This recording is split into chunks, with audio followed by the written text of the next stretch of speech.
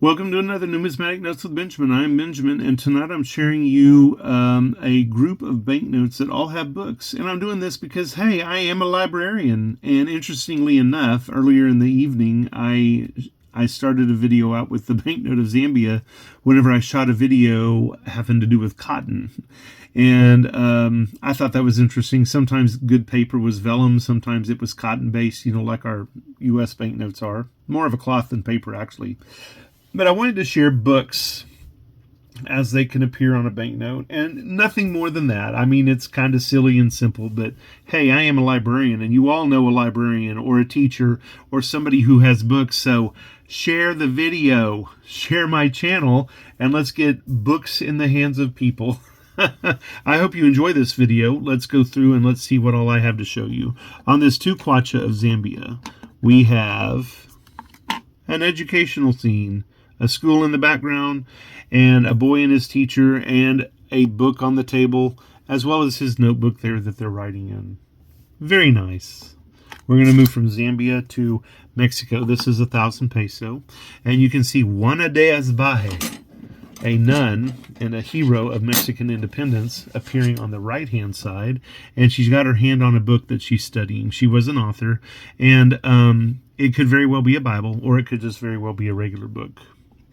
I don't think there's anything to read here on the back of this note book-wise. So let's move on to Haiti. You would think that Haiti, with its history and, its high history, wouldn't be descending into the chaos it has descended into. And that just makes me very sad. This is a 20 gourd, and it commemorates the bicentennial of the Constitution. There's the dates of the Constitution right there. And over here is the book, which I think must represent the Constitution. It's a beautiful note. And there is a silver version and a gold version. One of them is a commemorative, one of them is legal tender, one of them was never intended to circulate. So there's that. And here we have another copy of the Constitution on this side. We're moving to Nicaragua. This is a 500 Cordobas. It's one of their higher values, but it's from the 1980s. And on the back of this note, we have, you think we have a book? Yes, we do. Well, we have a classroom scene anyway. And in front of everybody, there's writings, and there's a teacher with something else. And the subject of this is teaching the nation the alphabet. And so they are learning how to read and write. And unlike a lot of kids, there's some, but it looks to me like there's a lot of older citizens there as well. So there's a book in there somewhere. We're going to leave Nicaragua to figure out what they're trying to teach each other to read and write. And we're going to move to Singapore.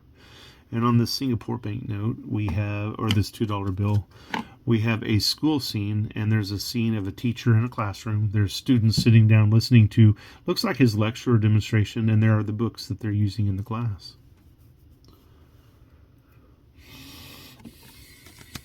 We'll leave Singapore for Samoa.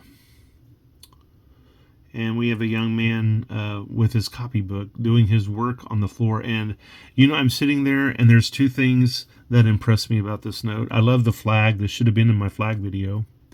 But this young scholar must be extremely flexible, because I'm already hurting right here and in my lower back just watching the way he's sitting on this floor doing his work. Ugh. Let's move to Brazil, and let's take a look at this 100 Cruzeiros. We have an author here, and she's not an author I know, but she must be popular in Brazil. And on the back of the note, we have scenes of her characters and some of her writings. Birds, dancers, locals, and it looks like a kid, planets and stars, a kid sitting on some cushions, looking like any little kid I've ever seen in a library here in the United States, reading a book, maybe even falling asleep with the book he's reading on his lap. That's how me and my niece always ended our day. 30 books in bed with us, and Mom happened to move them to the floor when we finally nodded off to sleep. We're going to trip across the ocean to Ghana. And here's a neat note. I enjoy seeing this book, and sometimes, or these books on top of this scholar's head. And sometimes that's how I move around my school, just to show the kids that I can. I used to practice going up and down the staircase at my little country school with books on my head, and I got it figured out, and I can still do it, y'all. They're really impressed whenever I can carry like a pickle bucket, like a 1 gallon pickle bucket on my head. I've got skills, y'all. On this side, we have a scene of rice cultivation that's similar to the scene you would see on a Gambian banknote. We're going to move to Iceland, and this is 100 kroner. And this note has nothing on the front that would include it in this. But here on the back, we actually have a monk who is illuminating and writing a book for a monastery. And what they used to do is they'd have a book, and then they would just copy the book. And that's how books got made. They were hand copied from one to another. So here's a picture of that image in the background. And there's his table. There's his ink pen. Probably his knife to carve it. And I don't know. It's kind of a neat scene. The next note is also from Iceland, and it relates to this theme. And here we have a picture of an early hero of Iceland, and you can see he's holding a little book in his hand. And I think this is the one on the back that actually shows a printing press. And it does. They're actually printing a book. Movable type, you can see that in the background. You see the screw press here. You see him inking the pads and peeling the paper off. They're going to put a new piece of paper on, flip it down, put it under here, and that's going to emboss this ink from the printing press into this paper. Not an easy process, and that explains to me how and why early books were so super expensive. We're moving to Angola, which is in Africa. This is from Angola at the time. It was a colony of Portugal. And a poet laureate of Portugal appears on this note. And this is Luis de Camões. And he was a poet, a warrior, and he also lost his eye. So he fits on the banknote as somebody who's lost his eye. And there's actually 2 or 3 notes with somebody like that. The King of Thailand. Czechoslovakia has a neat note. But the only reason he was included on this note is because, or this note was included in this theme, is because he was a poet.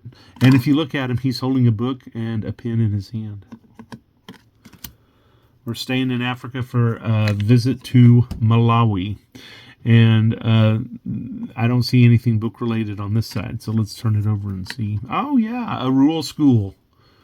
Because I don't know about you, but anytime a kid is out of school, they're sitting mannerly under a tree reading books. So I don't relate to the scene very well, but it is a nice dream that I have as a teacher or a librarian of kids reading on their own. And every one of them is reading, and they all have a book in their hands.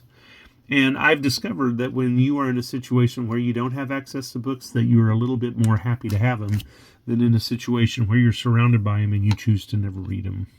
We're staying in Africa for a trip to Morocco. And here's the King of Morocco. And on the back of this note, we have, I don't know, we have a port scene, and that may be, I just have no idea. But, here's what I like. A series of books morphing into stars. Isn't that great? And it's enough to include it in this video. We're going to go back to South America now. We're in Paraguay, and this Paraguayan 2000 guaranis has this polymer note has a see-through section that is in the shape of a book. That's pretty interesting. So we have books that figure as the design and the main vignette, and then we have them here as part of the security features of a banknote. And on this side of the note, you can see the book over here, and this is a great note for flags too. I wonder if I put that in the video. We're going to go back across the ocean back to Malawi, and we have a tribal leader here on this side. Some sort of building. I bet you it's a bank building. And on the back of the note, we have a teacher's training college, and I assume that's what that building is there. We have a graduating mortarboard, and we have a stack of books. These may be diplomas, but they may be the curriculum of the teachers at the Machinga Training School. We're going to go to a lovely island called the Maldives, or Maldives. And here is an interesting scene of fishermen, athleticism, and in the foreground somebody reading. And I'm pretty sure, based on this stand here, that they're reading a copy of the Quran and they're memorizing it. And I've seen these devices in Jewish culture, and I've seen them in Islamic culture. And they form something similar to the podium that we have in the Western culture, where your book sits, and it allows you to sit, it enhances your memorization, and it holds the book that you're wanting to read. It's a lovely note. And on this side, I don't know what that is. Some sort of theme. If I ever do a deep dive of this note, I'll know what that is.